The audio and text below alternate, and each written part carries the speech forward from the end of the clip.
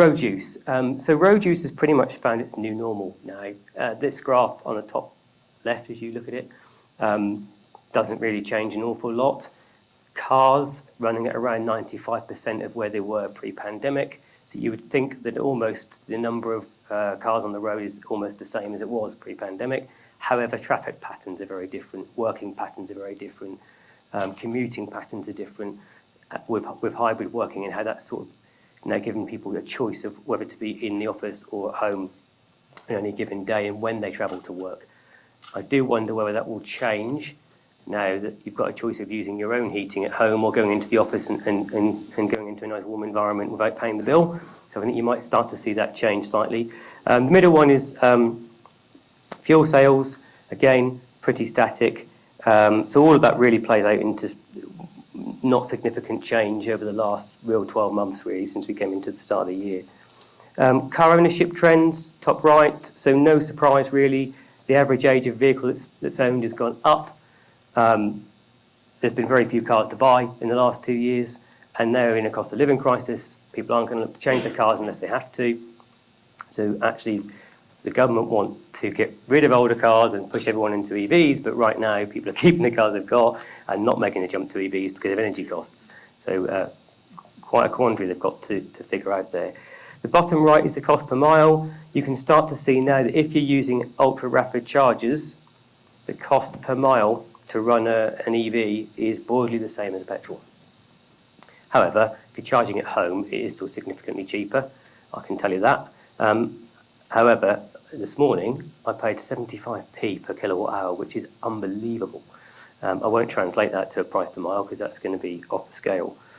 So sometimes, depending on where you go and how desperate you are for charge, you can pay an awful lot of money for the rapid chargers, which is putting people off. And obviously, if you're sitting there with petrol or diesel right now, why would you make the switch? I guess is a question you'd ask yourself.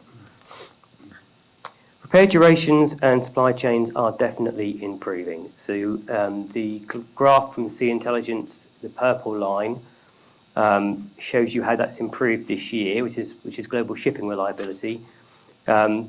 Still nowhere near where it was pre-pandemic, but definitely improving. That translates through into part supply. Thank you to Advantage Parts for supplying this information. So, but one in 5 jobs still has at least one part missing. So that, I know, can cause significant problems when that repair can't be completed and sits in the shop for longer than it should. So still a problem, but not as bad as it was before. Cycle times, pretty static. We look at the last 6 months, not an awful lot of movement until the last month or so, sitting at around 50 to 55 days. Overall, that's now tipped up to 59 days in the last month as we start to see the winter demand starting to come in. That's it. That is always in lead time. Key to key is pretty flat. It's always in lead time and how you can manage that lead time.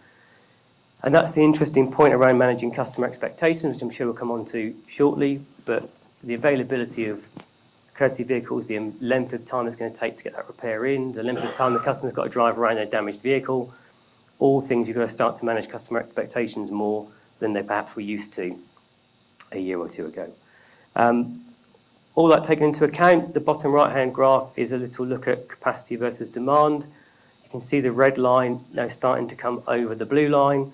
However, that's a slightly misleading graph because, as I said earlier, not everyone is working to maximum capacity. So there's actually the red line, to my mind, has already surpassed the blue line. And that's why we've got the problem we've got today.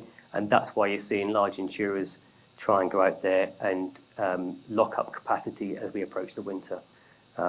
There's 2 particular ones we're all well aware of in the last couple of months, but I'm sure there are others taking action now to ensure that they've got some capacity for customers in a difficult time. Final point on costs and volumes. So volumes, which is the yellow line for 2022, came in at the start of the year higher than 2021, which you would expect, and is now tracking pretty much in line. So if you took the last 6 months of 2021, the first 6 months of 2022, no significant change, tracking at around 90% of pre-pandemic, which is in line with the 95% of road use. Frequency will be slightly down, and really is just a pattern of that's come from the traffic patterns that have changed and how the collisions are slightly different and happening in different places now. You can see in the last 2 months, volumes have started to tick up. The middle graph just shows you a comparison of CAPS transactions to repair estimates, both following the same trend as we approach the winter. The graph on the top right shows you repair cost increases, which is significant. That is a comparison to the average of second half of 2021. So you can just start to see how, as we come out of the summer, month on month, those costs are going up now, tracking about 18% up year on year, but increasing all the time. We definitely haven't seen all that come through yet. There's more to come on that. And I think Credit Suisse recently presented at an event, actually, Mark, and predicted, therefore, about a 21% increase would be required to relieve that inflationary pressure. So significant increases coming through. And as I've just talked about, with the pressure on you to increase your staff costs, more coming there, I think. So very much a difficult time for many, as you've just seen from the word graph we've just done in the industry. There are definitely some winners and losers happening as the market starts to evolve. And partly that's because all the increases in repair costs and the steady demand that we see means actually the market value has gone up and it's a good market to invest in. So it is attractive for investment. It is currently attracting investment. You're seeing people acquire and make moves in the market. So there will be some gaining from that, and there will be some in not such a good place, struggling perhaps with work. My final point on that is, as we get to more complexity in vehicles and more greater technology in vehicles, I do wonder whether matching demand to supply is going to be even more tricky as we move forward. It's already tricky, based on the graph you just saw. When you then try and specialise that even further, I think that's going to cause real problems as we move forward.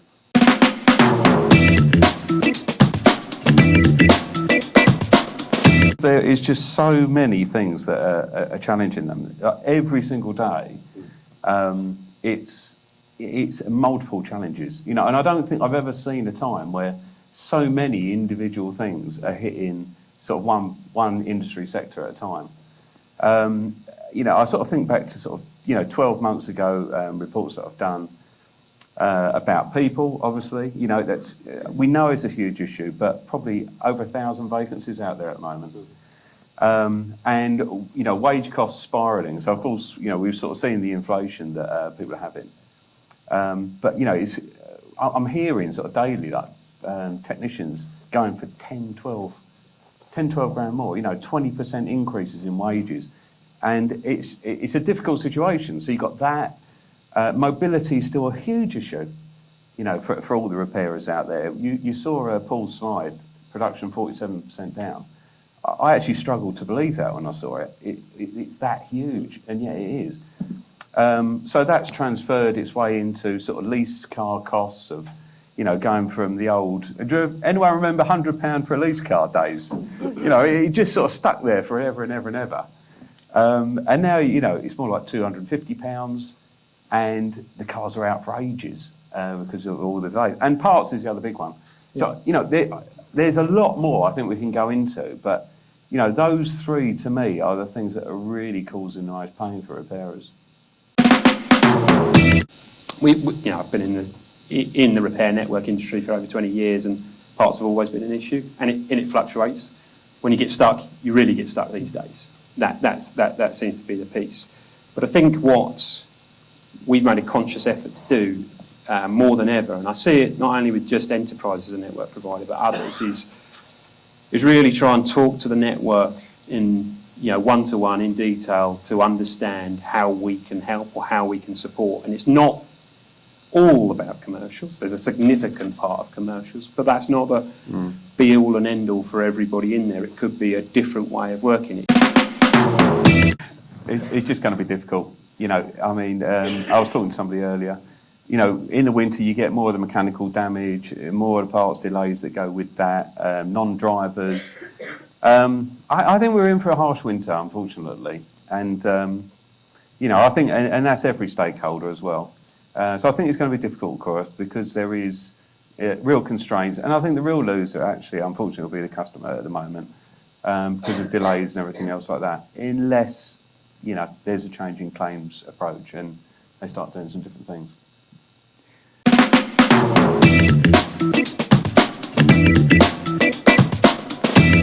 What do our customers expect from us? What do they need from us? And we should know that.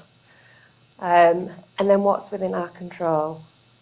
There are still claims that aren't that bad. You know, there are ones that we can absolutely smash out the park, and that's what we need to do. So, doing a poll, you've got to do a poll. You've got to know your data. You've got to know exactly what is going on. What are your promoters telling you? And do more of it. What are your detractors telling you? And do a lot less of it. And your complaints. And ultimately, we need to know, we need to not just assume what our customers want from us, but from all the sort of information we have available to us in Zurich, this is what I'm hearing and seeing and feeling from our customers in the motor space.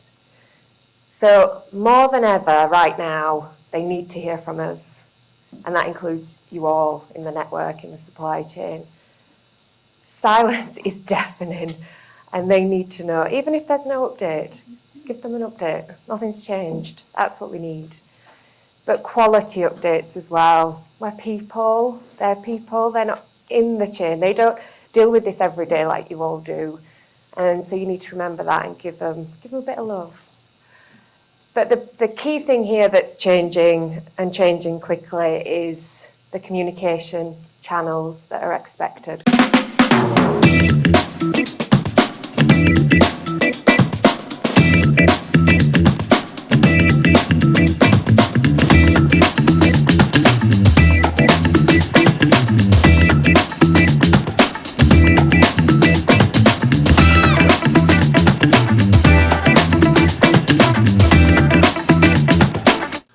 I think the challenge is very, very different for us as a body shop business to what it is as for our parent company, because we're going into spaces that have never been done before.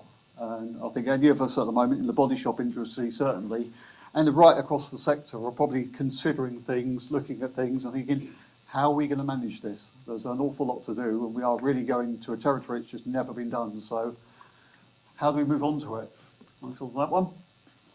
So I think what we've got to do straight away, and we've had a couple of conversations about this already this morning, is about not thinking in silos. It's all going to be about partnerships and working together. You know, it's going to be right across. If you think anybody thinks they're going to sit there and become a sustainable business by themselves, probably kidding themselves, because it is immensely difficult. You need to look upstream and downstream and really bring those people in together and really think about it and think, what is actually happening across our business? We've got the infrastructure. Huge challenge for us, looking at the fabric of our buildings.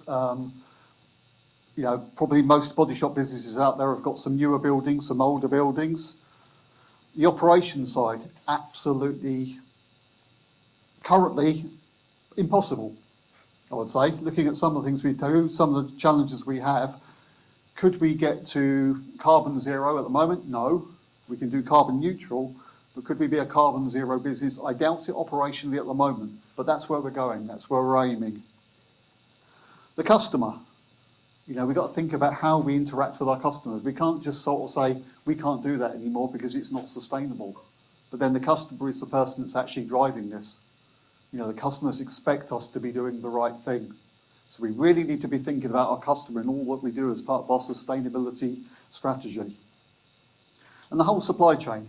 You know, we need to be working upstream, downstream, as I said, talking to our partners and actually making sure we're heading in the right direction and they're working with us.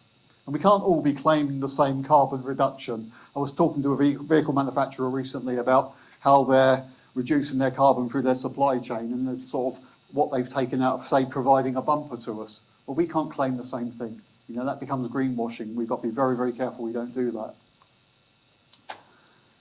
So you look at your business, you look at your operations, and you say, how do I change all of that? And you end up putting it into pockets. You sort of see some targets, you think, you know what, I can change that quite easily.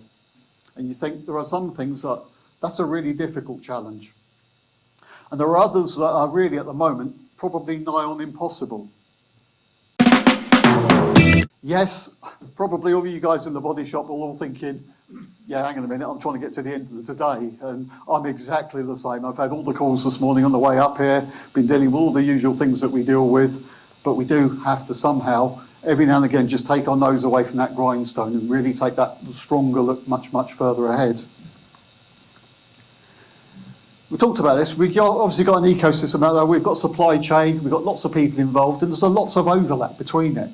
And we've got to really start thinking about these things. And what we're really trying to do now is have more and more conversations with, our customers. We're having conversations with vehicle manufacturers. We're talking to all our supply chain partners. And we're really starting to think about things a little bit differently and saying, look, we've all got this shared issue or shared challenge. Let's find ways that we can all work smarter, work better, and more efficiently. And ideally, with efficiently, we've reduced cost. And as we've talked about this morning, it's never been as tough as it is today. So if anything, now is probably the right time for us to be looking at sustainability, efficiency, because it's never been as tough as it is today. We're looking at some very, very interesting things here. Not all of it we can share today, but we probably will in the future. We're doing some very interesting research at the moment. Perhaps on a future ILC event, I can let you go a little bit more on that. But, there's a different model. They're talking in the future that perhaps vehicles will be used a lot more, currently about 5%. Well, what's that going to mean for us? Does that mean key to key is everything more important than repair cost? Does that mean there's less vehicles out there because they're being used more, and perhaps with less diversity of vehicle technologies, maybe the parts situation would be better, and that would make a big, big difference to it. Because don't forget, our mobility is a huge part of our carbon output. The repair sector, I think it will be a much, much more closed loop. Already we're having conversations we've never had before. Vehicle manufacturers approaching me about 3D printing. Never had that before. Vehicle manufacturers talking about green parts. Never had that before. We're getting into areas that we've never been in before, and I think we've got some very interesting discussions going forward. But it's already starting to emerge. I think it's a problem for everybody. So let's really start thinking about how we can still start working together. Even though we are competitors in business and financially, we're still sharing the same problem with one planet. And what's the difference on repair? What are we going to be repairing in the future? And that's going to be very, very different. I think we've all probably seen it. We've all felt it. We can all see it, coming through on our numbers. On the average repair cost, you break it down, it's very different, and it will keep changing.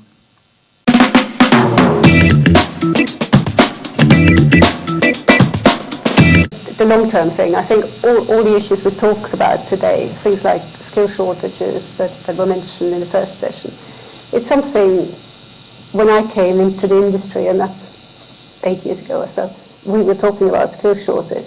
And back then, there were only quite a few who were taking that really seriously, and they're the ones who are in best trouble now. Yeah. And it's that long-term thinking, and also working together on those long-term issues, what Andrew just said. I mean, those things are not going to go away.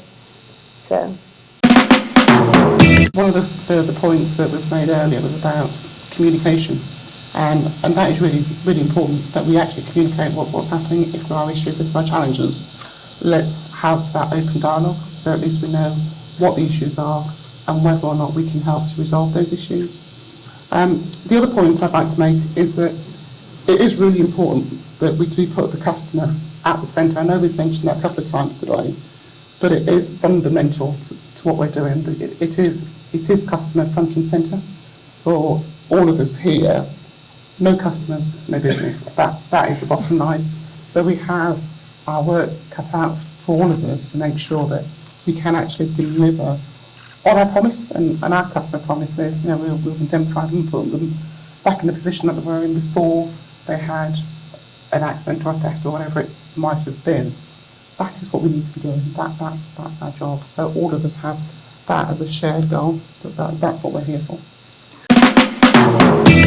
Now it's becoming urgent. Now things are happening, but it also feels like, why did we get so far without doing more before? Mm-hmm. But and I'd like to think that perhaps with time we know. As I said before, a skill shortage, we saw it before it hit us. We saw it coming, and not that much has been done. But those are long-term solutions sometimes. I mean, to train up apprentices takes time. And the same with sustainability, that sense of urgency that I really heard in Andrew's presentation. There's not just do the easy, the low-hanging fruit basically, but really look at the long term because it's urgent and it just gets more urgent. So my thinking is sort of this long term, and that's where, from a relationship management point of view, that's what I meant at the outset. This being in it for the long term, that really means something. That's not just a 3-year contract or 5-year contract or whatever. Yeah. It's the long term. Beyond that, I think one of the things that I'm really keen to talk about while I've got the floor is, ESG covers lots of things. So we often talk about the E, but I want to talk about the S right now. And as part of the S is diversity and inclusion. And we've not talked massively about that today. So I look around this audience today and there are some women, probably, 15% maybe? I don't know. I'm not sort of great at maths, but about 15%. And one of the things Andrew talked about was that whole thing about getting more women into this sector, and I think that's crucial from a not just a gender perspective, but from a diversity of thought perspective, from a cognitive perspective. I think that's really important. I am minded also to say that looking around the audience, I seem to be the only person from the ethnic minority in the room, and I might have missed a couple, so apologies if there's anybody that I've not spotted. I think as an industry, both from a supply chain perspective, an insurer perspective, we actually need to become a lot more diverse than we are, whether that's from a race perspective, a gender perspective, an age perspective.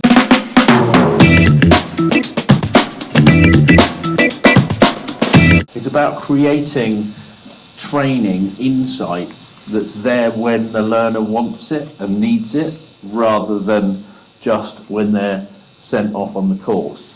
And it's about a mix.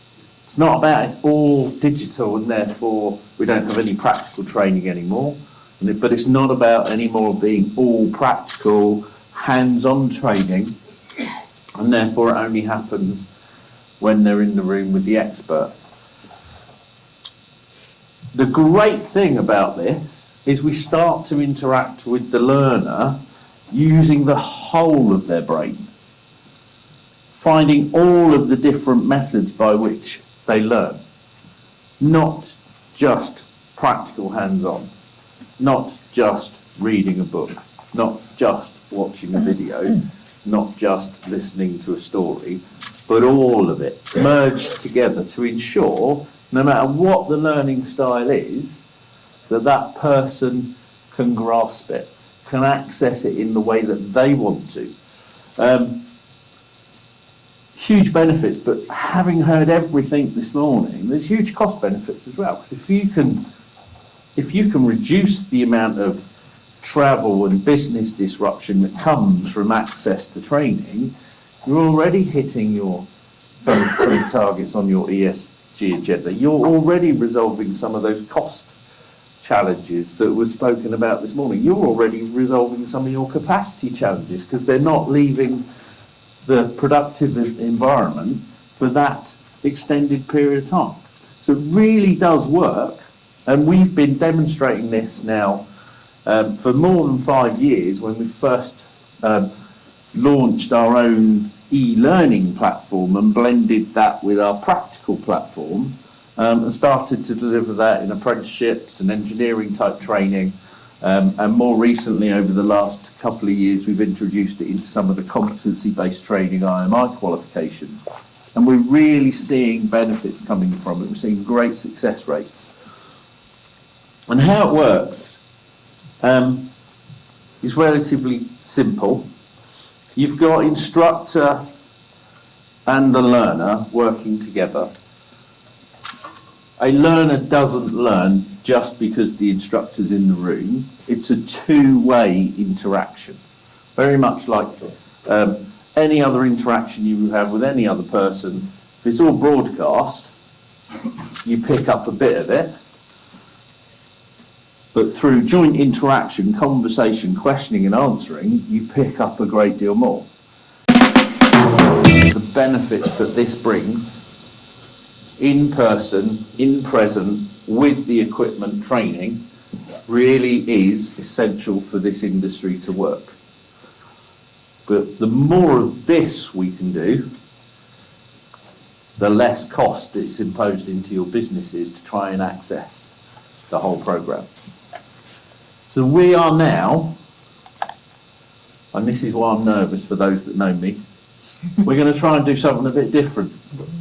It's not just me talking. I'd like to, at the start, we are testing technology. We're working with Microsoft HoloLens technology to try to take that training intervention, that blended training, one step further and actually allow you, as the delegate, and I can't quite do that, so I've got a makeshift delegate. If Mark would like to come sit down, please. To allow you, the delegate, to be in the room, sounds science fiction, in the room with the trainer.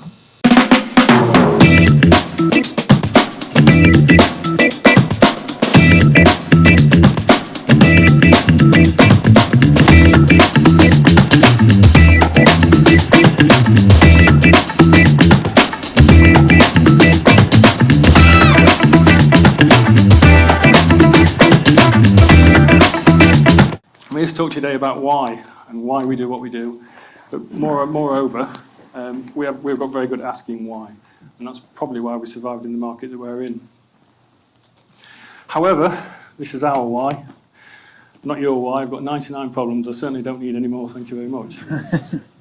So the business, I'm going to do a little bit of history because I think it's important we put this into context. We started in 1966. It was a family-run business in Derby, serving the local market.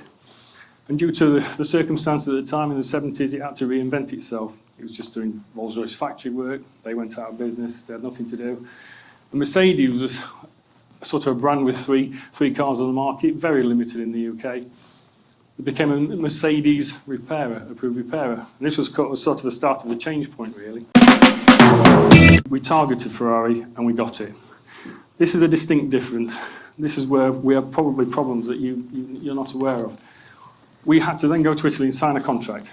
So we're not signing contracts with insurers or anything else. We're now having a dealer agreement, a franchise agreement, a brand agreement with an Italian manufacturer. We're in Italy, signing in Italian law to repair their cars the way they say we've got to do it. The investment cost at that point, bearing in mind we just moved into business at £2.5 million, we were suddenly asked to buy a new jig. We needed a bracket set for every single model that's on the market. It goes on and on. We need to send our technicians to Italy to be licensed. They have to be trained at the factory. They have to have a TUV certificate to weld. And this thing expands and expands. So we took that brave move, and it was a brave move, probably the biggest one we've made. Invested into the brand. And I can tell you, in the first 18 months, we sold 4 cars. Not particularly exciting, I might say. But all of these decisions and understanding why something is important, we had to take our head out of our own business and we had to look broader than that. And I think that the one thing that we learned over the last 56 years that the business has been going is we ask why. And I mean that like a child. So when you say to a child, no, when you say because, if someone says because to me, I'm asking you another why. And I think we don't do enough of that in our industry. When we look at something, why are we in this market? Why are we doing these cars? Why are we sticking with this manufacturer? Why are we repairing that in that way? Why are we charging that? I think we get battered off fairly quickly with a soft answer. We don't actually ask why we're doing it. Now, a big part of why we built this, I mean this again, to be honest, why gets you to an honest place, I think, if you keep questioning why, you end up with an honest answer. Now, as nice as that story is, and it's true, all of those reasons were justifications for this, I have to say we built this because we didn't want to be back and beyond, we didn't want to be dirty, and it's one of those, we didn't want to have a baby put in the room, we wanted to be visible, we wanted to exist. And if I was honest with it, that's why we did it. We went to market, and we had to trademark this, which is Vader, with a strapline, research is clarity and clarity is trust. And I think a lot of people thought this was a bit of spin and something different to put out there. What I can tell you, by going through our business and questioning why things were going wrong, why we're having delays, why we're having cars written off, why engineers wouldn't authorise, we began to realise the why was because research data on a repair is readily available, unless you drive one of these supercars, because you don't know how they're put together. You can't get that information easily. So you've got to trust us, and I'm telling you it's going to cost you a lot of money, and I'll explain why. It's going to cost you a lot of money, and you've got no way of verifying that. You've got no evidence, you've got nothing to present to your next manager if you pass that up the claims line, or if you go to somebody else. You've got nothing except Chris Blackmore says. It's a good deal. So clearly that's not going to work. And it's not fair, it's not transparent, it's not ethical, it's not right. We need to be clear. So we work with a lot of insurers, a lot of people, and VEDA is about transparency. So when we do an estimate, and this doesn't suit all, we bring a car in, we dismantle it, we search the methods, we do a system check, we do a wheel alignment check, we do a body alignment check. We'll dismantle the car as far as we need to get to a cost price. However, there's no Audatex data, so we can't go swiping the screen and doing a sort of Auda shop. We then have to go and then find out the parts supply, find out the part numbers, find out the parts costing. And eventually we build a huge document with loads of images and loads of videos with evidence. And that's what we're trying to do. We're trying to evidence everything that we're saying. So when we give it to the engineer, yes, he might go, how much? Over time and experience, they stop going how much, they start understanding the detail of why something's costing what it is. And I think today, my frustration with this industry is we get driven by somebody's average or somebody's point of view or somebody's direction. We never stop and go, why am I in that market? Why does it suit us? Why should we proceed? And question it beyond the first answer of why should you do that? Because I said so. We've got to push the boundaries here. It's interesting today about the customer, talking about the customer experience and how we've got to be joined up. And I'm going to be a bit provocative because I can't help myself. And I'm sat there thinking, and it was mentioned to me in my ear, Brian, if the customer matters so much, and we know that this market's constantly trying to divide and specialise, and we've got independents that do this, we've got dealerships that do that, we've got cosmetic shops, we've got structural shops, we've got alloy shops, on and on and on. If we've got all that going on, we have to accept that not everybody can repair everything. You can't be all things to all people. So why is an insurer charge double excess for somebody going to the right place? If this customer journey is so important, why do we do some of the things we're doing? Because I don't feel that's joined up. I know why we have to do what we do, and I know why we have to charge what we charge. I'm not sure we always ask why we do it a certain way, and I think that's probably what's wrong at the moment. We're not being honest in that question and asking ourselves why.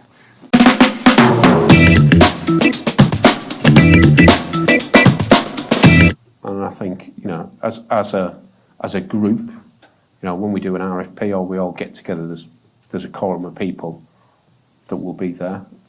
It very much comes from the top, so that everybody's aligned in the same pillars of values. So that, one of the things we'd say after an interview or an RFP, everyone just sit there and just go, right, what do we think? I think we can, I think everyone will throw the world, everyone's seen challenges within the whole marketplace. And I don't think, that's not just down to the motor industry, it's not down to the insurance industry. All businesses are struggling with recruitment, retaining staff, and all supply chains. So we need to move to a new normal and accept it. We need to signpost it to our customers, we need to talk them through it, and we need to hold their hands and basically help them deliver it. So you've got to be agile, you've got to make decisions, not necessarily on the fly, but where you've got areas where you've got capacity problems, then you might want to make other decisions about how you do it, whether you move them out of area, whether you total loss the vehicle, whether you look at cash in lieu. But it's about being agile, realistically, and letting the people on the front line be able to do that for you.